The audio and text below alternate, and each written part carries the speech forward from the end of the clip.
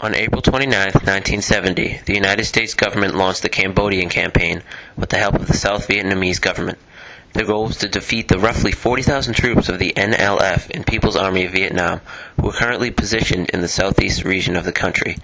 The next day, President Richard Nixon announced this incursion. The time has come for action, Sparking massive student protests across the nation.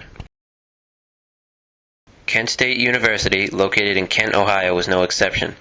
On May 1st, a massive demonstration was held on the Commons. Many students were angry and large cities went out to bring the war home. Late at night, long after the protests, trouble erupted in the center of town.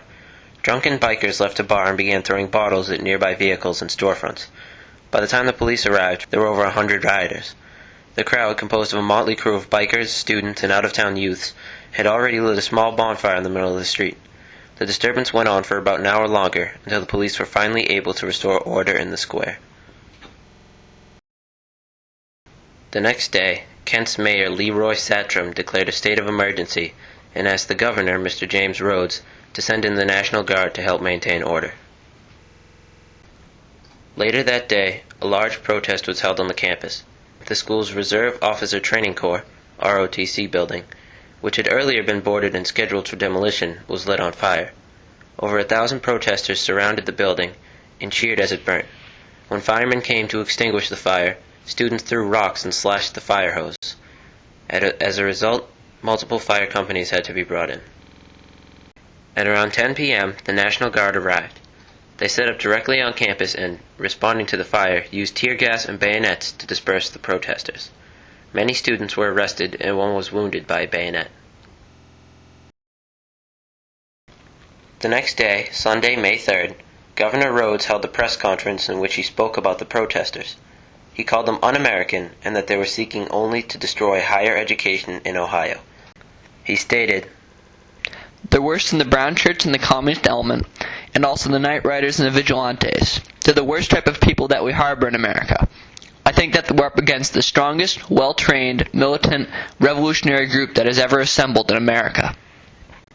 Rhodes also attempted to give the impression of martial law, stating that he would go to the courts and declare an Ohio-wide state of emergency.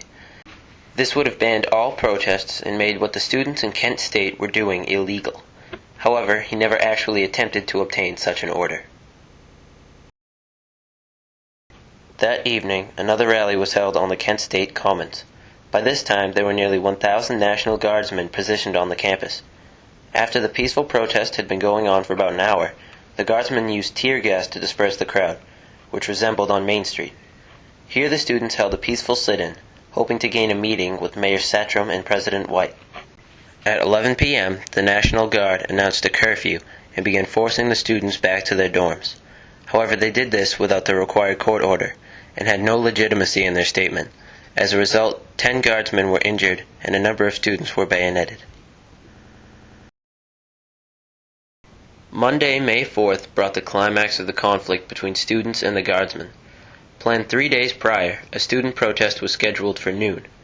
University officials attempted to sabotage the meeting, handing out 12,000 leaflets stating that the event was canceled. Despite this, roughly 2,000 people gathered on the Commons to attend the protest. The school's iron victory bell was rung to signal the start of the meeting. Fearing the peaceful protest might escalate into violence, the National Guard, with the help of the local police, attempted to disperse the students. Their first attempt involved a police official riding in a guard jeep, declaring that the students must disperse or face arrest. The protesters threw rocks at the jeep, injuring a guardsman and forcing the vehicle to retreat. A little bit later, the guard returned and attempted to use tear gas to disperse the crowd. However, the tear gas had little effect as a result of the day's high winds. Students responded by throwing rocks and shouting, "Pigs off campus." Realizing they could not simply get the crowd to disperse, a group of 77 National Guardsmen began to advance upon the protesters with bayonets fixed to their guns. Although they had very little training in crowd control, they advanced in a line and forced the students to retreat up and over the hill and off of the Commons. At this point, most of the students took a left at the street while a few others traveled further before moving out of the path of the guard. Meanwhile, the guardsmen continued to advance in the same direction, although they were no longer following any students. They headed down the hill until they reached a practice field surrounded by a chain-link fence. Here they stayed for about 10 minutes, unsure how to get out of their position and unwilling to retrace their steps, which many of them felt would be viewed as a retreat. A few times, some of the guardsmen knelt and aimed their weapons at the students. Meanwhile, several of the guardsmen formed a loose huddle and talked over the options. Finally, the guardsmen formed a line and began to return in the direction that they had come from. Then, at 12:22 p.m., a number of guardsmen abruptly stopped and fired upon the students in front of them. All fire was directed forward, none at the students on their sides who were actually closer to them. Additionally, a few of the soldiers shot into the ground or sky, deciding not to fire directly at the students. All in all, a total of 67 bullets were fired over the course of 13 seconds. As a result, 4 students were killed.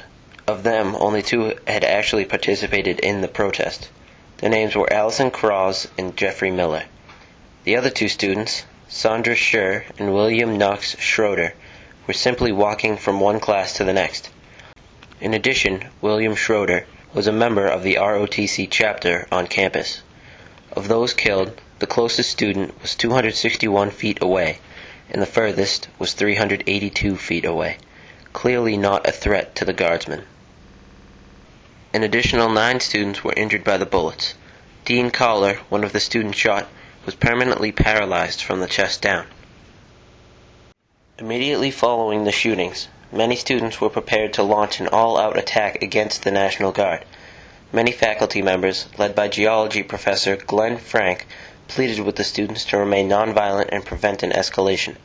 After 20 minutes of talking, the students left the Commons, as did the National Guard.